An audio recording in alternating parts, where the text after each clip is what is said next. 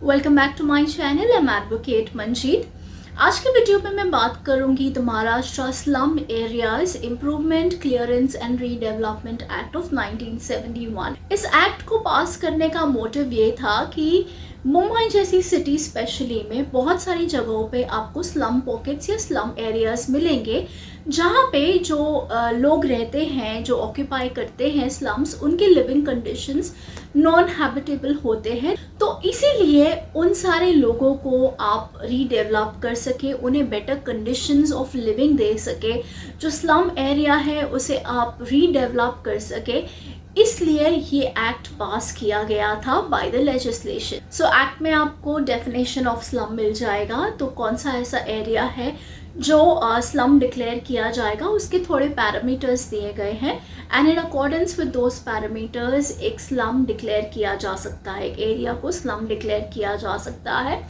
For example in short मैं आपको बताऊं तो अगर वहाँ की लिविंग कंडीशंस अच्छे नहीं हैं, हाइजीनिक कंडीशंस नहीं है, सैनिटरी कंडीशंस अच्छे नहीं हैं, एरिया बहुत छोटा है, या घर के अंदर सनलाइट या वेंटिलेशन की प्रॉपर फैसिलिटीज़ नहीं है, लेन्स इतने नैरो होते हैं कि व्हीकल्स को पास होने के लिए प्रॉब्लम होती है, तो ये कुछ पैरामीटर्स हैं जिनके बेसिस पे the competent authority can declare a land, a plot, an area as a slum.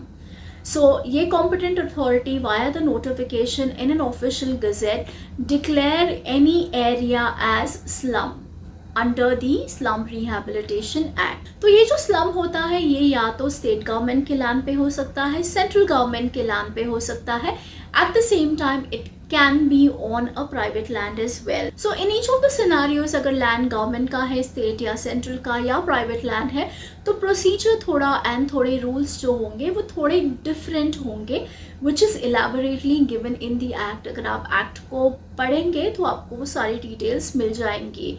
तो I am not going into the details of the act because बहुत एक्सटेंसिव एक्ट है, तो it is not possible for me to cover everything from the act in this video.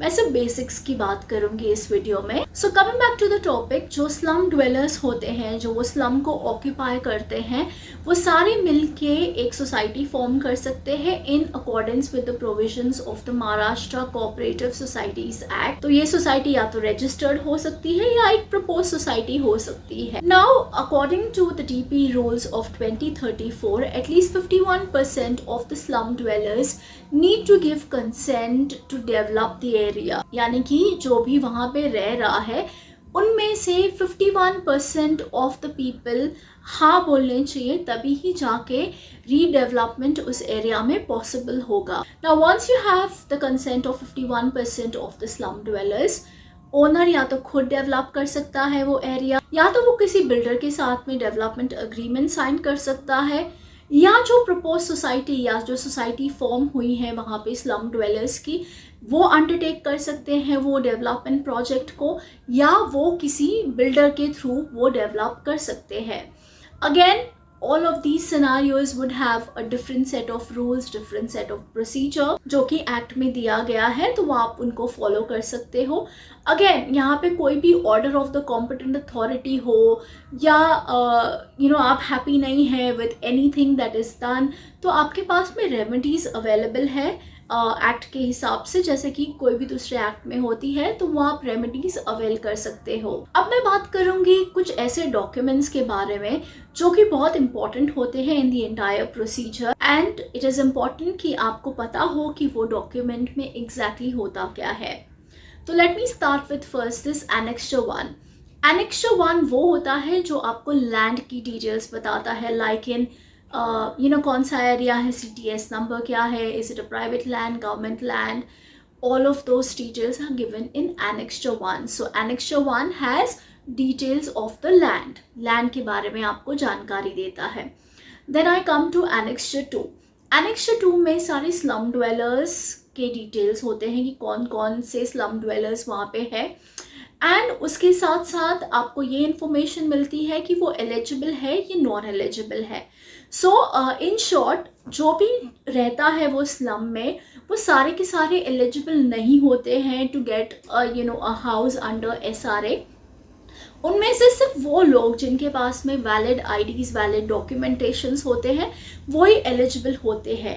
And the competent authority under the SRA act will decide that, उनके documents check करके competent authority decide करती है कि weather वो eligible है या non eligible है। And all the details of this eligible and non-eligible members और slum dwellers, ये सारे के सारे details आपको Annexure 2 में मिल जाएंगे। Then comes Annexure 3। Annexure 3 में जो बिल्डर ने प्रपोजल दिया है टू डेवलप द एरिया, उसके डिटेल्स होते हैं, whether he is capable of actually redeveloping the area, उसकी credibility क्या है, वो सारी चीज़ें इस Annexure 3 में डिटेल में दी जाती है। And the last important document जिसकी हम बात करते हैं वो है letter of intent. So letter of intent वो है जो बिल्डर को या जो भी एजेंसी ने प्रपोजल दिया है SRA को टू डेवलप द एरिया, वो प्रपोजल अगर एक्सेप्ट करती है कॉम्पिटेंट अथॉरिटी, तो उस एक्सेप्टेंस के बाद में वो बिल्डर को या जो भी एजेंसी को वो काम देने जा रही है टू डेवलप द एरिया, उसे एक लेटर ऑफ इंटेंट देती है।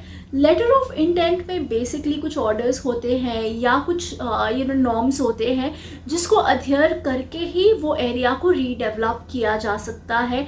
जो conditions, terms and conditions basically उसमें होते हैं, जिसको फॉलो करके ही जो बिल्डर या जिसने भी वो प्रपोजल दिया है उस टर्म्स एंड कंडीशंस को फॉलो करते हुए they can go forward with redeveloping the slum area. So ये तो सारे इंपॉर्टेंट डॉक्यूमेंट्स हो गए with regards to the SRA Mumbai का एड्रेस मैं डिस्क्रिप्शन में मेंशन कर दूंगी।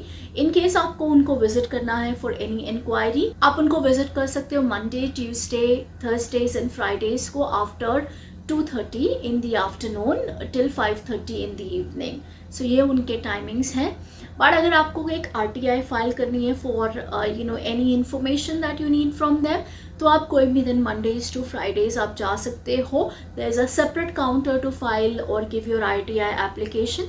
10:30 बजे सुबह शुरू हो जाता है and there will be a 1 hour lunch break in between around 1:30।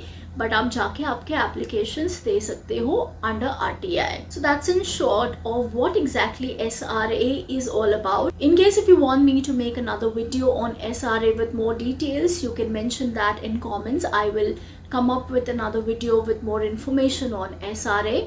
Do like, share and subscribe to my channel. I will see you all in my next video. Till then, keep learning.